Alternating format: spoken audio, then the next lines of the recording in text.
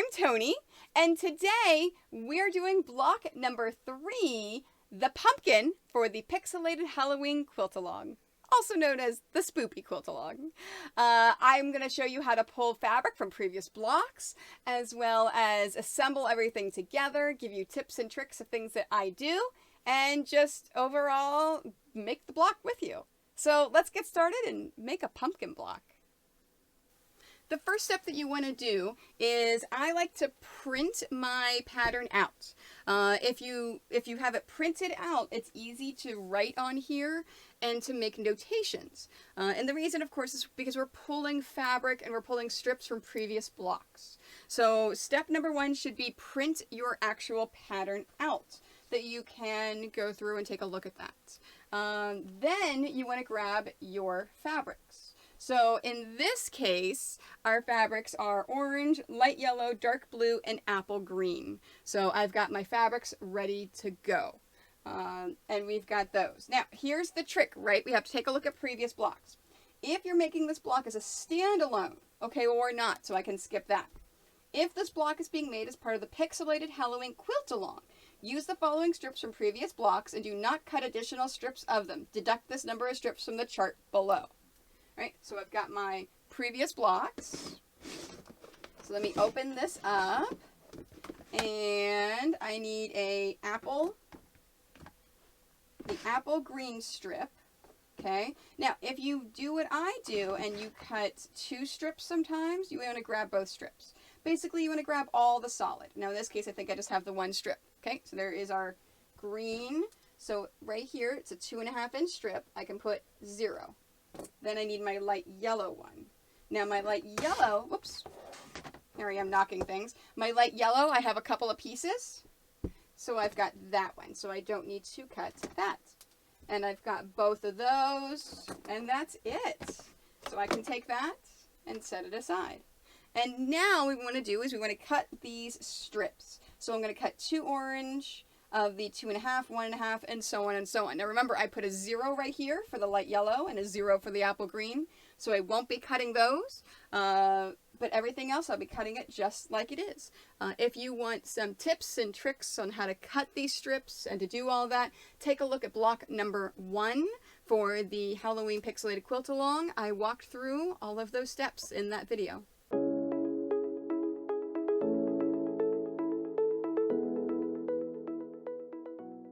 Alright, we have both of our strips together. We've got our 2.5 and our 1.5 strips ready to cut, ready to go.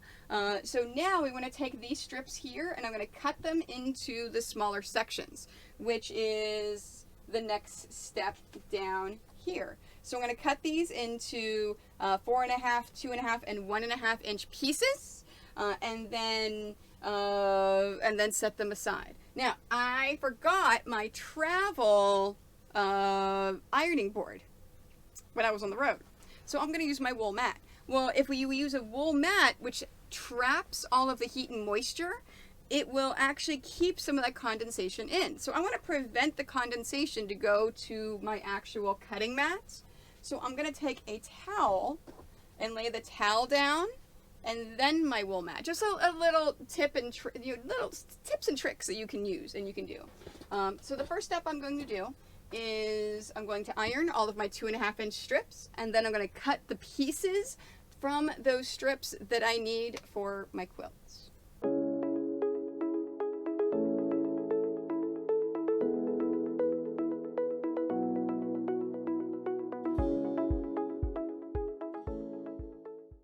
And that's page number 1. So we're going to take page number 1 and set it aside. Now, number 2. Step number 2, we're going to take our 1.5 inch strips and we're going to sew the right sides together for each of the following combinations. We need, let's see, an orange to a dark blue, an orange to a light yellow, a dark blue to an apple green. So we got 3 combinations. So let's go ahead and head over to the sewing machine and get these sewn together. All right, let's sew these strips together. Now, whenever you sew strips, I do have a YouTube tutorial all about how to strip, basically how to sew strips, and I show my technique. So I'm going to show it just really quickly right here, and then I'm going to speed up the video. If you want a more in-depth tutorial on how to quickly sew these strips together, take a look at that video. It is linked down below. All right, so I don't need to have a piece of fabric in there for my chain piecing yet. I'll do that later on. And what I do is I put my finger in here, I put the rest of my fingers underneath, and my thumb on top. And then I literally, you can see I put my hand back and forth, just like this, in order to have it all lined up. So let's speed up the video and come back, and I'll show you how to, the next step of cutting and ironing, and then cutting all the pieces.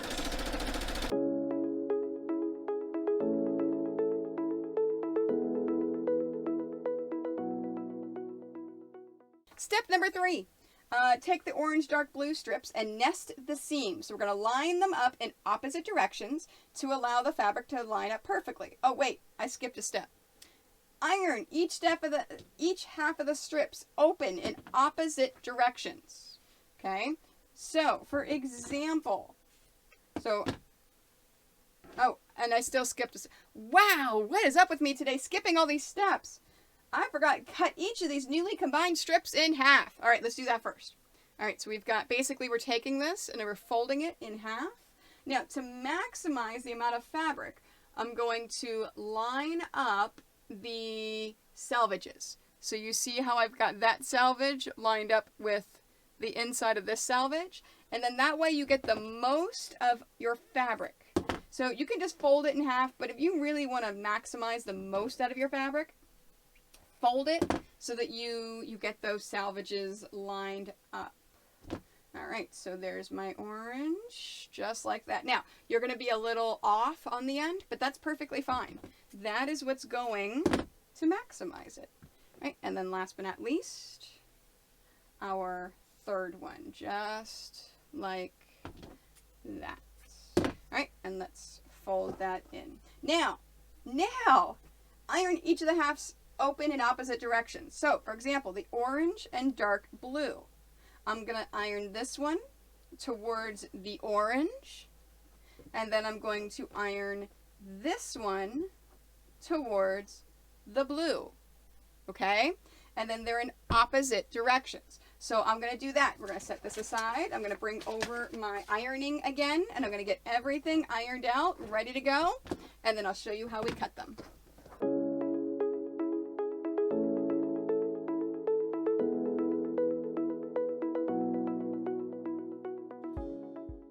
Step number 3. We're going to, let's start the orange and dark blue. So that was the first one that I had.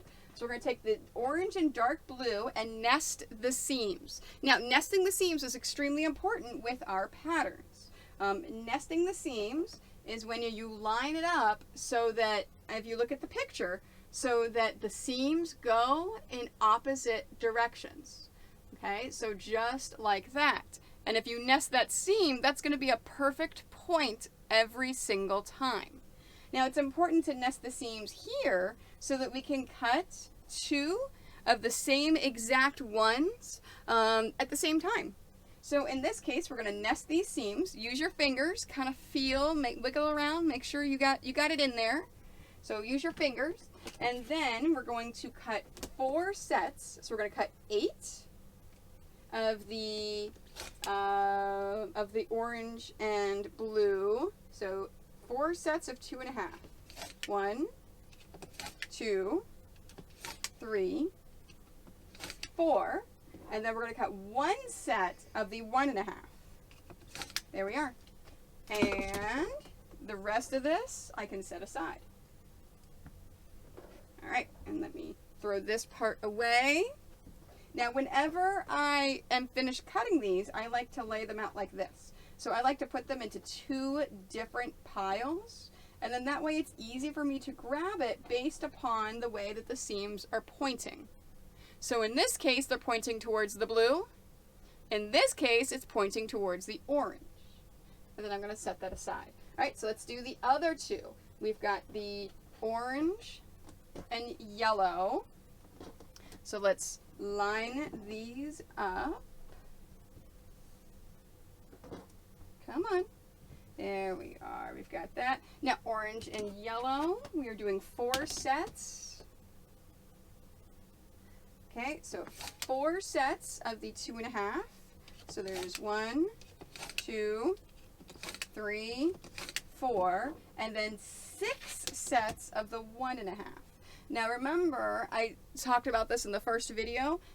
Whenever you're using a stripology ruler, you take the line and line it up with the seam. Don't line it up with the top or the bottom.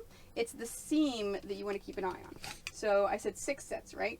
Yes, there's 1, 2, 3,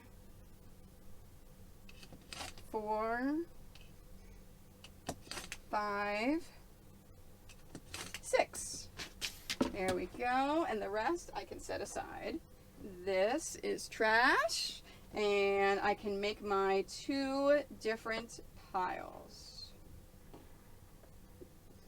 Okay, there's 4 of those and 6 of those. Now, the last one is the green and the blue. Oh, this one's an easy one. It's just 1 set. There we are. 1 set of the 2.5s. And then 2 sets of the 1.5. There we go. Beautiful. All right, so 2 sets of the 2.5. 1, 2, and then 1 set of the 1.5. And there it is. Now we've got all of our pieces cut. Now, the next step is number 4. We're going to lay our pieces out. This is the fun part. So let's lay our pieces out. So what I'm going to be doing is I'm going to show you really quickly here. And then let me move this over just a touch. You'll see some of it over here, but you may not see it all. So what I'm going to be doing is I'm going to be laying out all of my pieces just like this. And then that way, as I am laying them out onto my pumpkin area here, it's easy for me to grab them and put them in place. So let me go ahead and do that. So there's blue. Here's orange. You notice how the more we do this, the faster we're going. It's because all of my patterns are the same. All the blocks are the same. The only things that are different is what it's asking you to cut and what it's asking you to do. But the technique is all still the same. Everything is basically the same. There we are. And we've got that. All right, so we can put away our cutting ruler. We can put away the rotary cutter. And now we can start laying pieces out. Now, whenever we're laying them out, it is important that you keep an eye on these arrows. So if we take a look at row number 9, I'm actually going to go to the bottom to the top, that way it's easy for me to do that. Oh, I don't have any things I have to worry about the arrow for 9. All right, so let's talk about the alternating things. All right, so let's do that. And in this case, I need an orange and a blue. Now remember how I stated it's important to nest these seams. And if you read the instructions, it says always make sure the seam is facing the direction of the arrow. If the seam is facing up or down, make sure the piece next to it is nested. We talked about those nested seams. In this case, it's going towards the orange. So I want to make sure that this one is going towards the blue. That means that this one needs to go towards the orange. And then this one needs to go towards the blue. And this is what I mean. See how that seam points towards that blue? So we have to make sure it's just like that. And then we have that piece. And then this piece right here. In fact, let's move these over just a touch to make sure we get all of this in frame. All right. And that's our row number 9. All right, row number 8. And I'm going to keep on going until we get to we don't have any in this one, do we? Oh, wait, no, row number 5. Okay, so I'm going to start laying pieces out. I'm going to speed up the video. When we hit row number 5, I'm going to pause, and we're going to take a look at making sure how we place those pieces correctly.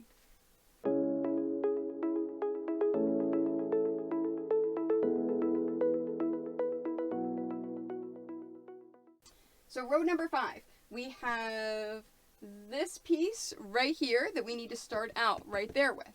But the arrow for row number 5 goes towards the right. So that means with that, I need to make sure that this blue and orange piece goes towards the orange. So it needs to go this way to match it. And I went ahead and I just grabbed a piece, and it happens to be the one that goes towards the orange. So I'm going to lay that right there. When I get to the end piece, this orange and blue, I'm going to go towards the blue. So keep in mind, keep those arrows in your mind when you're thinking about this and you're laying these pieces out. So I'm going to speed up the video again, and then we'll come back and I'll talk about making sure that we assemble those vertical pieces, or no, horizontal, horizon. We put those horizontal pieces together.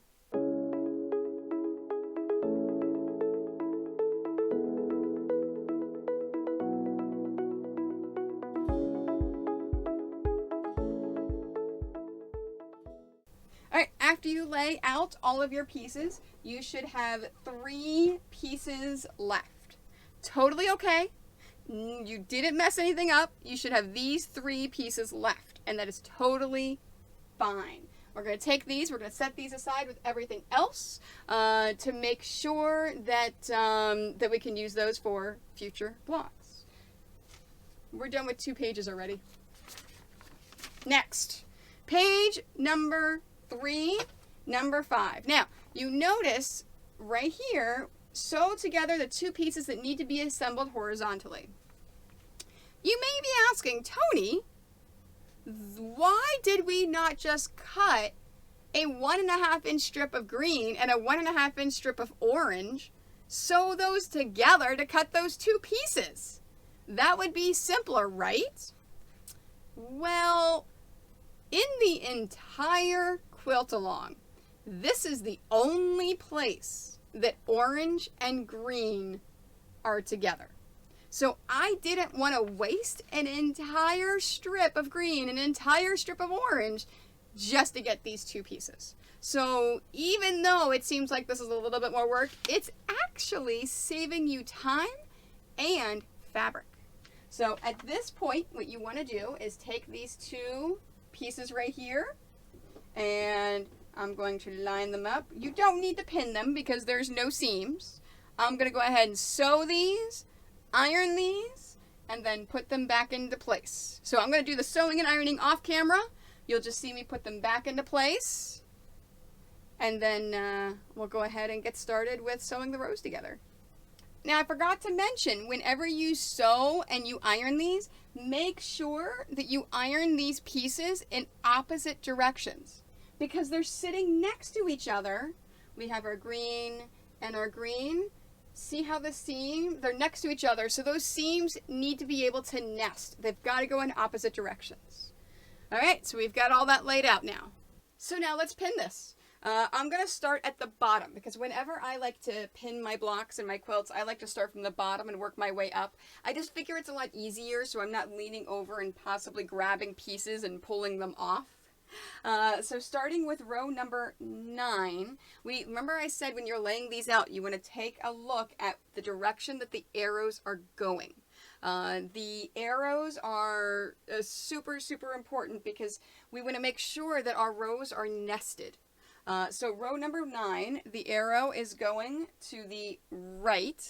So what I do in order to make it efficient for sewing and for ironing is I pick up the right piece, I flip it over that left piece, and then I pin it into place. Because after I sew this, I'm immediately going to take the stack over to the ironing board and iron it. So if I take this and I iron it, well then the seam is going to point that way. So if I iron it this way, the seam is going to point that way. which is going that way, to the right. So for this one, so I'll show you what I mean. We're taking the right over the left and pinning it into place. Now, whenever you have a combo like this, remember we talked about nesting those seams. So we want to make sure that those two seams are perfectly lined up just like that. So you see how those seams are going in opposite directions?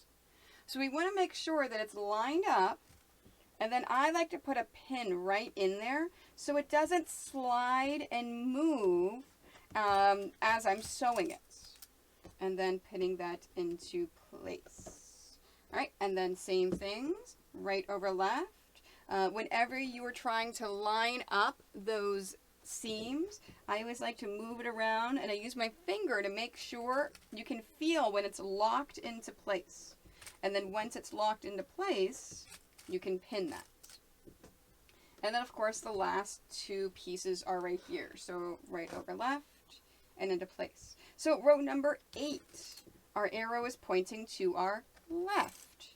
And because our arrow is pointing to our left for row number 8, I'm going to take that left piece and I'm going to flip it over that right piece and then pin it into place. Now in this case, I have a single seam right there with a part right there. I am still going to put a pin in the seam that's in the center, and that's because when I'm sewing it, I don't want that seam to flip open or flip the opposite way and get sewn like that. Because when it's flipped the opposite way like that, you're adding some extra bulk to your actual quilt top, and your long armor will not love you.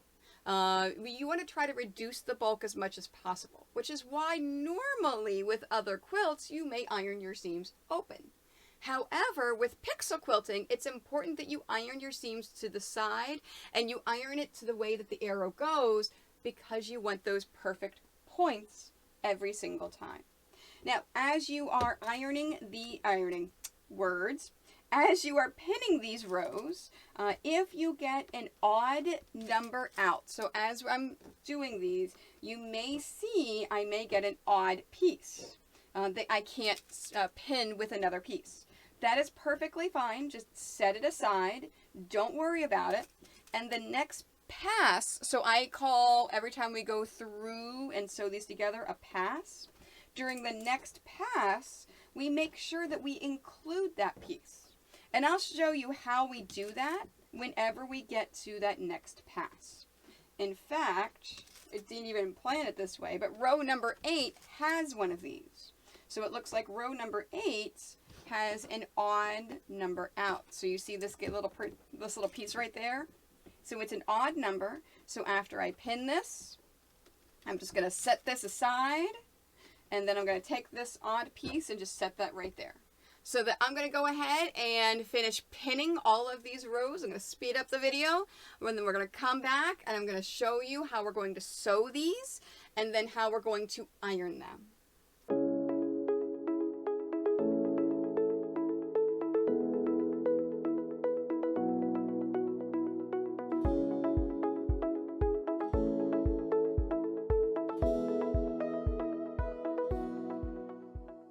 So now let's sew the rows. So whenever I sew the rows, I like to take them from here and then just bring them up here. So all I'm going to be doing is grabbing each of the rows and sewing them. I use a 1/4 inch foot with guide, and I also use a scant 1/4 inch whenever I do my sewing.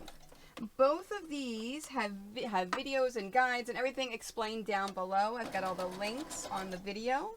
But that's all I do, is I make sure that I sew it all, and then I separate it using my, using my chain piece. So I'll be taking the pieces, I'll be using this in order to separate my chained pieces, taking the pins out, and then just putting it behind me. So sewing is the first step, sewing all these, and then once we sew them all, then I will iron them all, and I'll show you what I do there.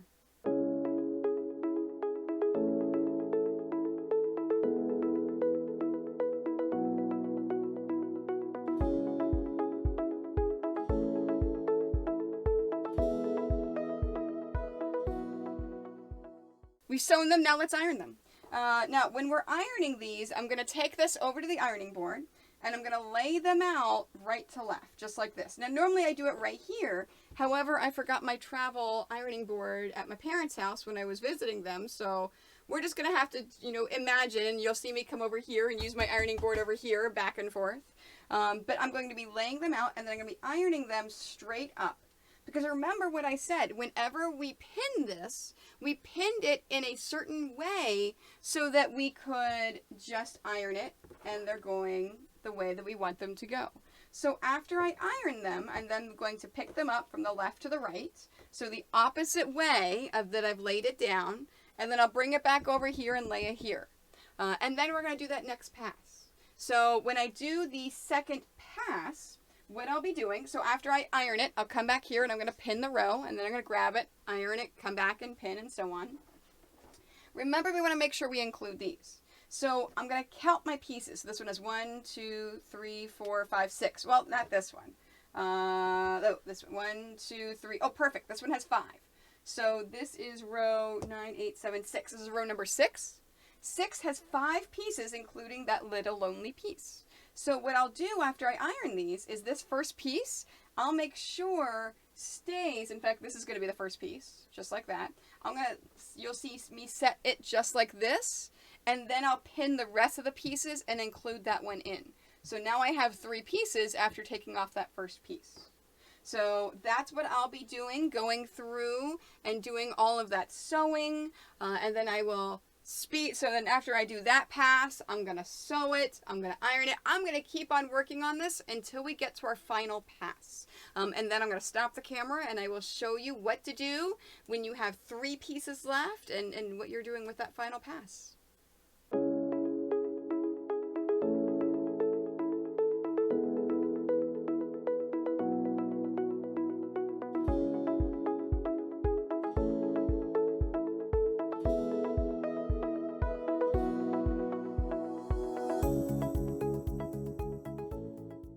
At this point, all of the rows except for row number 7 only have 2 or 3 pieces left. So what I'm going to do is show you how we're going to pin those. Now, obviously, if you have 2 pieces left, well then all you need to do is pin those 2 pieces together. The next one though, row number 8, has got 3 pieces. Now, I always do 3 pieces a little differently. So, oops, this is to the left. Oh, yep, that's right. It goes that way, and then that way. Yep, so there's my row number 8. So I like to take them and flip them over the center piece. So you see how I took that. Now this is a little bit longer than that center piece, so I folded it back a little bit. And what this does is it makes it just a little bit more efficient.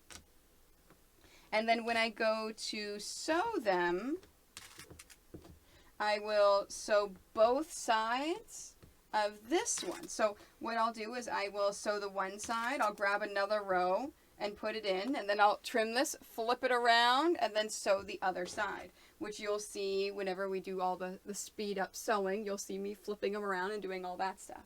Now this one I've got to sew again. So after I finish ironing and pinning this one, what I'll do is I'll go ahead and just put it right back into my sewing machine, sew it, iron it, and then pin it again so that it's all straight and ready to go. Every single other row, though, has only 2 or 3 pieces, so the rest of the rows are fine. So I'm going to go ahead and finish all these. I'll come back when the rows are finished, and I'll show you how we're going to assemble those rows together.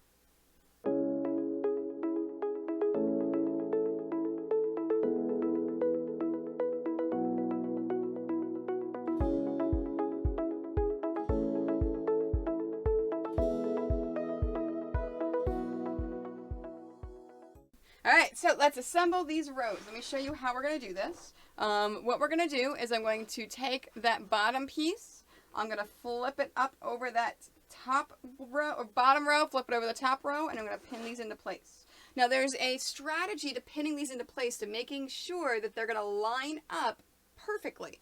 How you do it is you find where that first seam is nesting. And in this case, it's right there. So you see how before then, none of those seams are lining up. That's the first seam that's lining up. So I'm going to make sure that those pieces are nested perfectly. Okay, they're nested nicely. And then I'm going to put a pin in that piece right there. And then I'm going to work my way backwards. And I'm going to put pins in every single seam, whether there's a seam on the top or a seam on the bottom.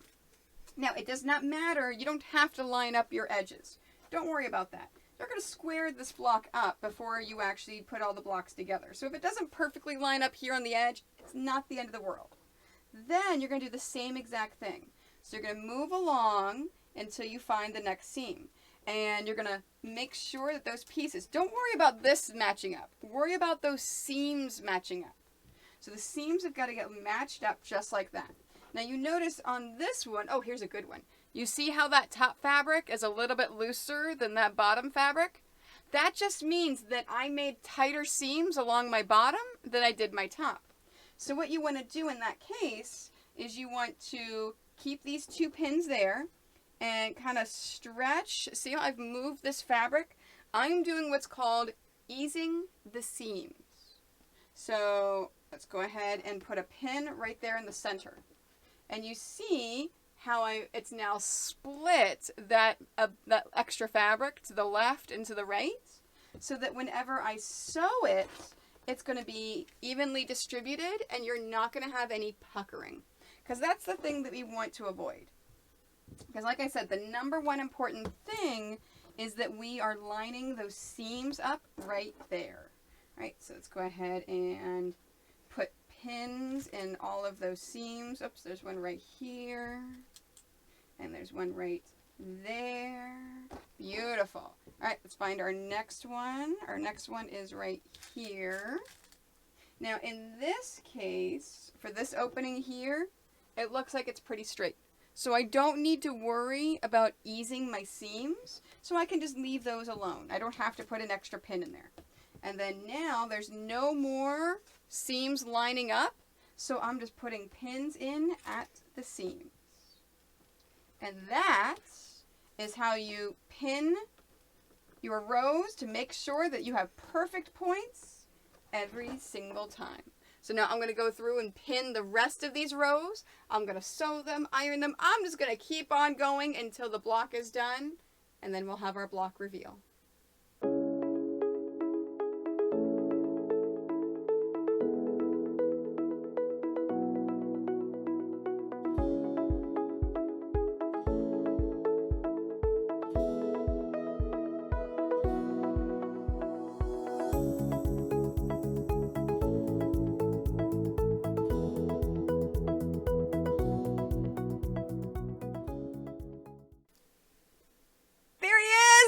There's our pumpkin block. Okay, ready? Boop. All right, so there's our pumpkin block. I love it. Thank you so much for joining me today. Thank you so much for watching. Hopefully you learned how to make a pixelated Halloween pumpkin block. Don't forget to like my video, follow my YouTube, as well as Instagram, Twitter, Pinterest, Facebook, my Quite Nerdy Quilters Facebook group, Twitch, where I stream live, and I also stream live here on YouTube. My schedule goes up on Mondays, so make sure you take a look at my social media on Mondays to see whenever you can join me live.